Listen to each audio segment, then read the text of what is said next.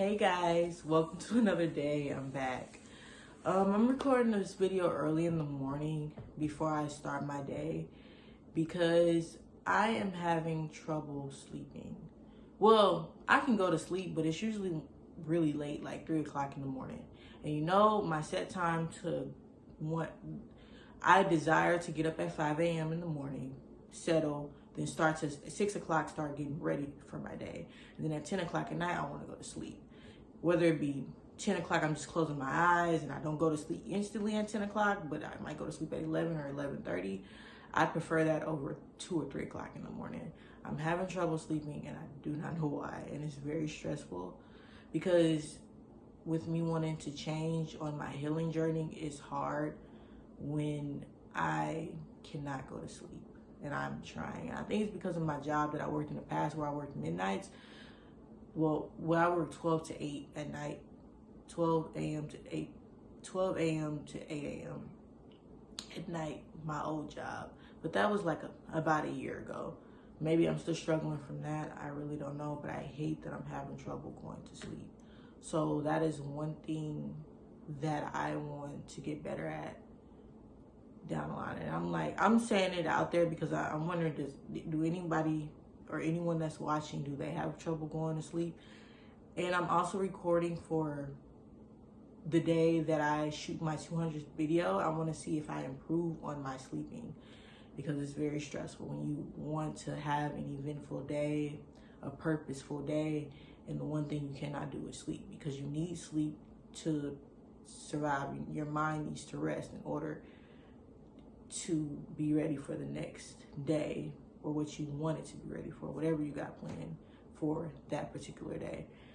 And some people just want to rest because it's relaxing, because I like resting to relax. But now that I'm trying to get back on my feet and get involved in those things that I like to do before and being proactive in my life, I do want to go to sleep. And I want to go to sleep at a good time, which is 10 o'clock at night to 5 o'clock in the morning. I think that's a good time. 10, 11, 12, 1, 2, 3, 4, 5. That's about 6 to 7 hours of sleep. I'm okay with that. Especially because between 5 and 6, that's my rest period of waking up and like actually waking up, getting up. And 6 o'clock is me. I have to get up, you know. So I hope it gets better down the line. But I hope everybody's having a good morning. I have an eventful day and I will be dropping a video of my day. I just wanted to put this video out there because I am just having trouble sleeping. This morning when I eventually fell asleep. I don't know what time. It was probably between 2 or 3 o'clock because that's the time that I go to sleep. So I've only had about maybe 2 to 2.5 hours of sleep, 3 at the most hours of sleep. So I got half the time that I desired to sleep. Like I got half of it. Like I'd rather be sleeping 6 to 7 hours a night, but I got like half of that. So yeah, it's pretty unfortunate, but I feel like everything happens for a reason and I don't want my lack of sleep to stop my grind right now. Now, if it continues, then I'm gonna have to change some things around, but say I have a job that starts at 8 or 9 o'clock in the morning. Say if I worked a job like that, I can't change my schedule if I don't sleep at night. So I have to figure out something. And I really don't like taking medication unless it's like really, really necessary. So if my sleeping patterns continue and I need to take medication or something to help me go to sleep, I will, but I just want my mind to be at rest. I wrote something while not sleeping. I wrote, prevailing is about not starting from, prevailing is about starting from scratch. It's not about looking back at the roots that you already created, but rebuilding new roots. I wrote that, meaning like we sometimes, when we prevail, we look at the past of how we prevailed and the regimen that we did and to overcome that certain obstacle that we faced during that time of our past. But I feel like in order for you to prevail, you have to start from scratch, you know. And then I start thinking, well, Izzy, if you bake a cake, you look back at the ingredients to rebake the cake. And that's looking back to the past, because if you made that cake before, you're looking back at it. You're doing the same thing, but I don't know. But I can't relate life prevailing to baking a cake, because life, yes, it might be like baking a cake, but its ingredients on how to survive that certain obstacle to make that cake will always be different. So that's why I can't compare those two. You can compare them, the baking the cake as a symbolism, but the ingredients will always be different for life. Whereas one cake that you always make might always be the same. You know how to make the bases to make that cake, but with life, there's always different building blocks to make that cake. So, like in the past, I might have, say in the morning when I working out, I might have jogged 5 or 6 miles, but I'm like in a different place, and I maybe want to work inside of a building room. That might be a better place for me to work out in. I think that's what prevailing is about. Prevailing is about starting from scratch. It's not about going back to old roots. You know, I don't know, going back to the past. And sometimes we reminisce on the past because we already have emotions on that past, and then those emotions might be blissful. So we go back to those emotions because we know how they feel, and we reminisce on them. It gives us a high because they feel blissful, even if they feel harmful. And sometimes people go back to the past because they're trying to figure out why they felt the way that they felt. And sometimes going back to our roots is the case, but I believe, it's not like I feel, but I believe that prevailing is starting from scratch. So the question said, do I think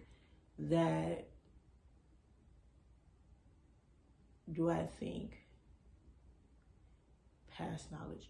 I think you can use past knowledge, but you have to use it in a way to build new knowledge, because things change and you have to be willing to change, because new tides form, not old tides. New tides form. And I feel like if you're going to go back to old roots, you have to recognize that they're old roots for a reason. You got to recognize the new, I guess, to understand the old. Or reverse that. You have to understand the old to recognize the new patterns. Because prevailing, you start from scratch. Because think about it like this. Now I got something. Like when you're climbing up a mountain, what are you going? Are you going backwards or are you going forward? You know? And now you might have new knowledge from what you learned from the past, but don't let that new knowledge hinder you. That's what I'm trying to say. Don't get so overconfident because of your old knowledge. That's what I feel like prevailing starts from scratch. So yes, keep in mind your old roots, but don't let those old roots define your thoughts. That's what I'm trying to say. Don't let your old roots define your thoughts. There, I got it. Don't let your old roots define your thoughts. Don't let your prevailing be about how you used to do it. Now keep that in mind, but also start from scratch. So if we go back to the cake analogy, when you're making a cake, if you want to do something different, you might do the bases. Maybe, I think cake has flour, eggs. It probably has sugar. For the bases, baking soda. But you might want to switch it up and do something different. It might have a little bit of salt and vanilla extract. Okay, I might be thinking about cookies, but I love cookies. But I'm just saying, if that's how what you use to make a cake, then you might do something different to make it better than the last. So I'm still going to stay on my stance. Prevailing is about starting from scratch.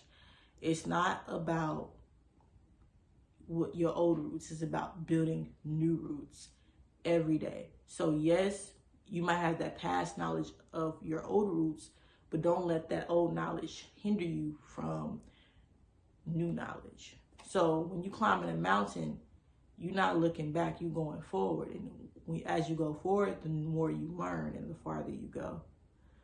So don't say you stumble upon a flower while climbing up a mountain, and you learned previously that flower can be poisonous, but at the same time it has healing capabilities. But as you walked the trail the first time and you discovered the flower, you're like, oh, that flower is poisonous, so you avoid it. But then you walk a little bit further and you see that flower again, and then somebody might say, no, that flower, that somebody next to you, or you start to look at it, or I don't know how you find out, but you realize that yes, that flower may be poisonous to something, or if you use it like this, but if you use it this way, it will be, it can have healing capabilities. It has healing factors. That's what I'm saying. Like, broaden your knowledge. Don't let old knowledge prevent you from prevailing in the way that you are capable of. So I think that's what I hope the flower analogy didn't, or the illustration of the flower didn't throw people off. I'm just trying to say, don't judge things on the past, judge things on the present. Now, you know those things from the past and keep those in mind, but also recognize what is being presented to you in the present. And you have to be perceptive and use good, start with a D. You have to make, I'm gonna say decisions, but that's not what I'm saying. You gotta be deceptive. You gotta be able to be a detective. That's how you look at it. Be a detective to everything. Everything that you see, be a detective when it comes to this world that we live in and the obstacles that you face and how you decide to face them. But that will be the end of this video. It's a little me waking up, talking about my sleep problems, and a little bit about prevailing. But I hope you guys have a wonderful day, and thank you for listening. Peace out.